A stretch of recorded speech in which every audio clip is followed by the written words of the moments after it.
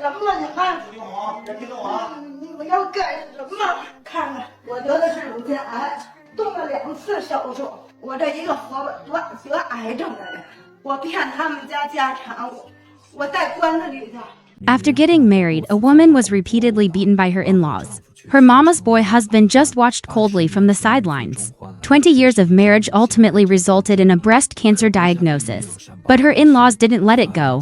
Instead, they sued the cancer-stricken woman in court. The reason was that the woman was not entitled to a share of their family's property. Faced with her aggressive in-laws, the woman could only reveal her scars in public. She also presented a recording from her daughter to prove her innocence.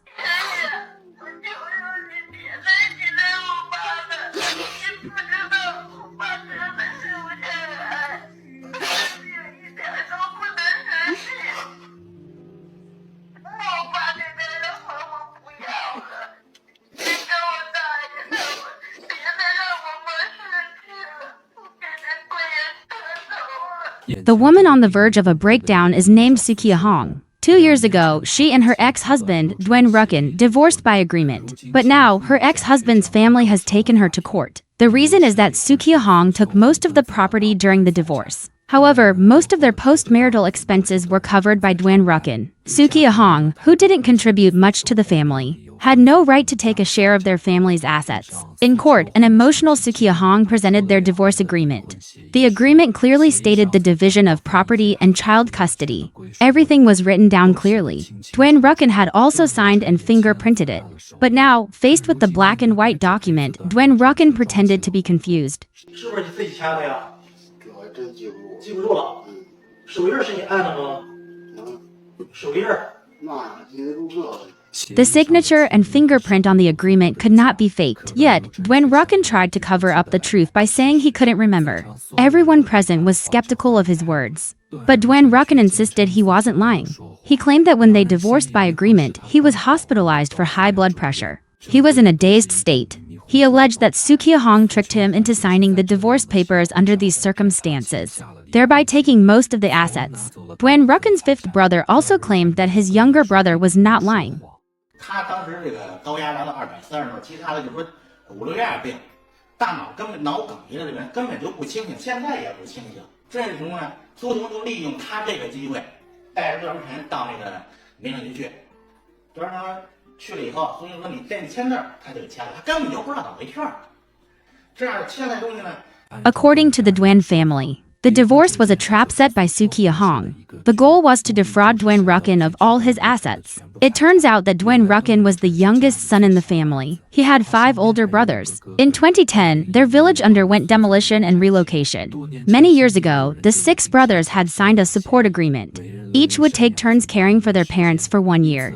Therefore, the compensation for the house under their father's name should be divided equally among the 6 brothers.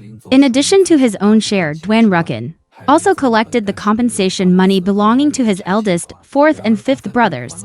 However, after returning 23,000 yuan to his 4th brother, he intended to keep the rest for himself. But he was worried it would be difficult to explain if his 2 other brothers asked about it later. So, Su Qiuhong came up with an idea. That was for the 2 of them to have a fake divorce. During the divorce, all assets would be transferred to Su Qiuhong's name. This way, they could avoid the debt issue, because the debtor was Duen Ruckin. But since he had no money, his brothers couldn't do anything to him. Su Qiuhong promised that they would still live together after the divorce. Apart from the divorce certificate, their relationship would remain unchanged. Hearing his wife's perfect plan, Duen Ruckin agreed without a second thought, and he transferred his 2 houses and most of his savings entirely to his wife's name. He only kept his Yali car for himself. But soon, Duen Ruckin noticed something was wrong. After the divorce, Su Qiuhong's attitude towards him changed drastically. She stopped doing his laundry and cooking for him, and there were rumors about her with another man. This made Duen Ruckin furious. 你这外头玩儿，跟着外头跳舞，我说妈这成啥了？现在，这让大家自个儿搁外面，我自个儿吃。天那小子请了，外头吃饭，你请着吧。One day, Duen Ruckin returned home early. He wanted to confront his wife about the rumors, but he found the door locked tight. This made Duen Ruckin instantly panic. When Su Qiuhong opened the door, the scene that greeted him made him completely break down. There was a strange man standing in the house. At this point, Duen Ruckin finally understood the reason for his wife's recent strange behavior. The reason for proposing a fake divorce was to get rid of him while also taking ownership of the two houses. He believed he had fallen into a trap designed by Su Qiuhong. But when he confronted her, Su Qiuhong showed no remorse. She even used the fact that the house was in her name to pack up Duen Ruckin's belongings and throw them out. The angrier he got, Duen Ruckin told his father and 5 brothers about the incident. Only then did the Duen family learn that Duen Ruckin had been tricked into a divorce by Su Qiuhong. They vowed to get justice for their younger brother. So, in 2012, the Duen brothers joined forces and sued Su Qiuhong. In court, Duen Ruckin was very quiet. His 5th brother did all the arguing with Su Qiuhong. The 5th brother stated that the reason Duen Ruckin signed the divorce agreement was because he was deceived by Su Qiuhong. In addition, his high blood pressure made him mentally unclear. So the agreement was not legally valid. He demanded that she return all the property, facing the relentless pressure from the Duen family.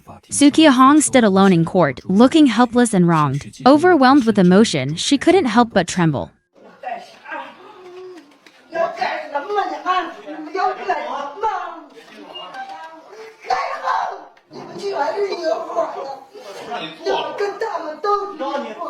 After much persuasion from the staff, Su Qiuhong's emotions slowly calmed down. She accused the Duen brothers of shameless behavior in court. They just wanted to get the two houses back, so they fabricated such lies. She said her reason for divorcing Duen Ruckin was out of pure desperation. It turned out that although Duen Ruckin was the youngest child, he was frail and sickly from a young age. His intelligence was also affected as a result. Therefore, Duen Ruckin had almost no say in the family. This also made him weak-willed and indecisive. If his parents and brothers told him to go east, he wouldn't dare go west. Su Qiuhong and Duen Ruckin fell in love freely. They married shortly after they started dating. She thought life after marriage would be happier, but it turned out to be the beginning of her tragic life. Because Duen Ruckin had no status in the family, Su Qiuhong was also looked down upon by her in-laws and brothers-in-law. Everyone in the family ordered her around, as if she were a free maid. Duen Ruckin knew his wife was often mistreated, but being used to submission, he didn't dare to stand up to his mother and brothers. He would either pretend not to see it, or use work as an excuse to stay out and not come home, leaving Su Qiuhong alone at home to face the accusations and humiliation from her in-laws. Su Qiuhong also had her own job. Besides working and taking care of her daughter, she also had to serve her in-laws and manage all the household chores. But 20 years of hard work did not earn her in-laws' approval. Instead, the exploitation only intensified. Sometimes, her in-laws and brothers-in-law would even physically assault her.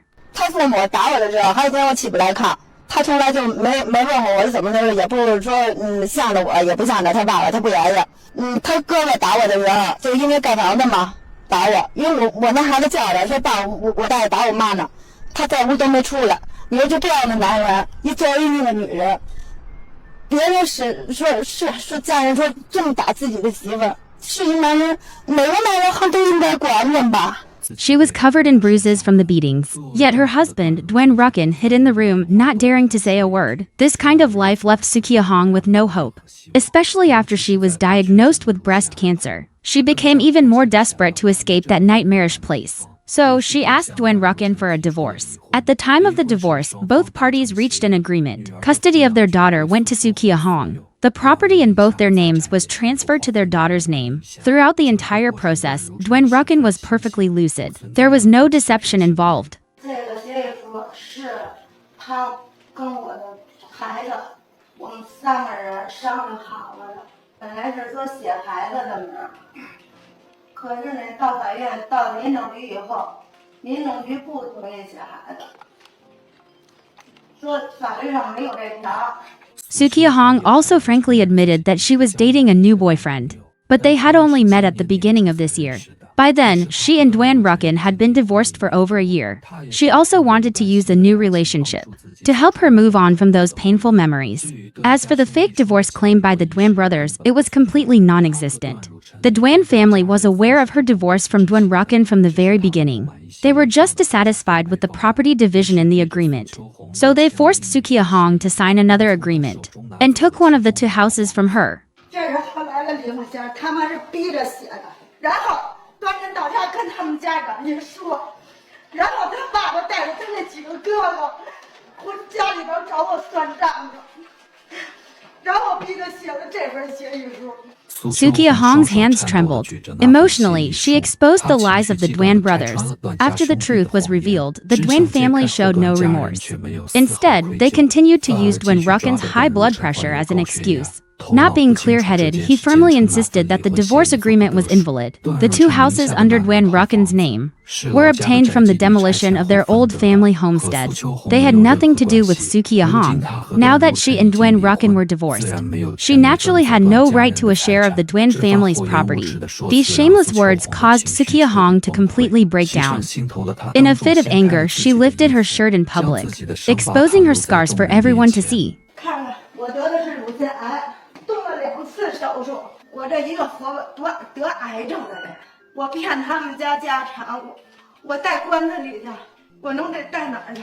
Seeing Su Qiuhong's devastated state, the Duan brothers remained unmoved. Duan Ruckin also acted as if it had nothing to do with him.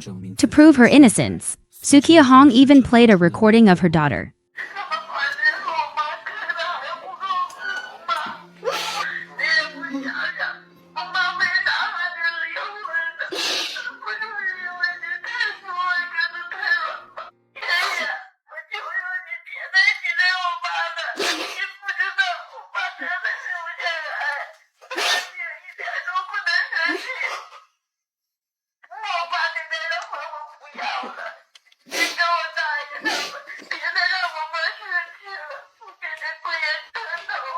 Hearing her daughter's words, Su Qiuhong sobbed uncontrollably.